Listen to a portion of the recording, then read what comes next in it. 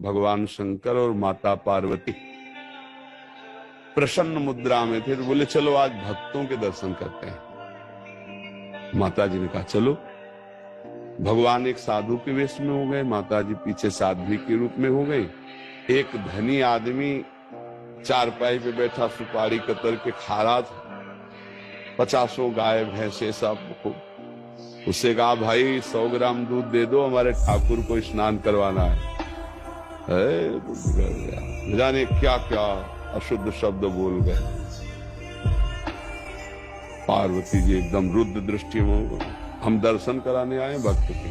पहले धूप का कष्ट सह ले तो छाया का सुख मिलता है, पहले अभक्त के दर्शन करो तब तुम्हें भक्त के दर्शन कराएंगे। हटे भगवान शिव और कहा हे भगवान श्री हरि, इसके पास जितनी संपत्ति है इससे और 100 गुना इसकी बढ़ जाए। माता जी ऑर्डर दानी तो कहते ही, उसने 100 ग्राम दूध नहीं दिया, गाली थी ऊपर से।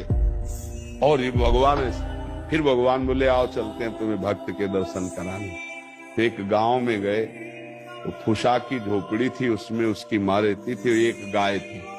जवान आदमी गंगा जी पार्श्व में बहती थी, गंगा नहा के भजन करता, माता की सेवा के लिए मेहनत करता, और गाय जो थी 100-200 ग्राम दूध देती थी, उससे माता जी की सेवा। भगवान शिव गए, भैया ठाकुर जी की सेवा के लिए 100 ग्राम दूध। तो जो देसी गाय होती है वृद्ध हो गई, आधा लीटर 500 ग्राम 1 लीटर बस है, ज्यादा नहीं। अपनी जो दे हाँ नवीन हो तो 5-6 लीटर तक, ये 20-25 लीटर अपने देसी गायों में नहीं होता। तो थोड़ा दूध देती थी, पूरा दूध रख दिया, पाओ आप ऐसे पाया। थोड़ी देर भगवत चर्चा की, चल दिए और कहा हे भगवान इसकी गैया और मैया दोनों ले लो। अंबा जी को अब नहीं रहा गया, बोले जो 100 ग्राम दूध ले दिया उसको 100 गुना संपत्ति दे दी। ये हिसाब भाई समझ में नहीं आया।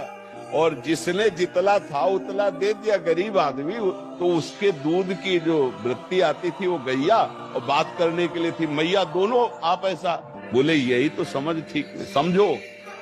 अभी इसका कुछ समय गैया और मैया में जाता है, अब ये अखंड भजन करके परमात्मा प्राप्ति करेगा। और वो उतने वैभव में तो अपमान संत का कर दिया, जब 100 गुना और बढ़ेगा तो महापाप करेगा, नरक जाएगा। समझ रहे? तो भगवान के विधान को हम लोग समझ नहीं पा रहे। अगर हमें भगवान नहीं दे रहे तो जरूर हम पर कृपा कर रहे हैं, ऐसा हमें मानना चाहिए।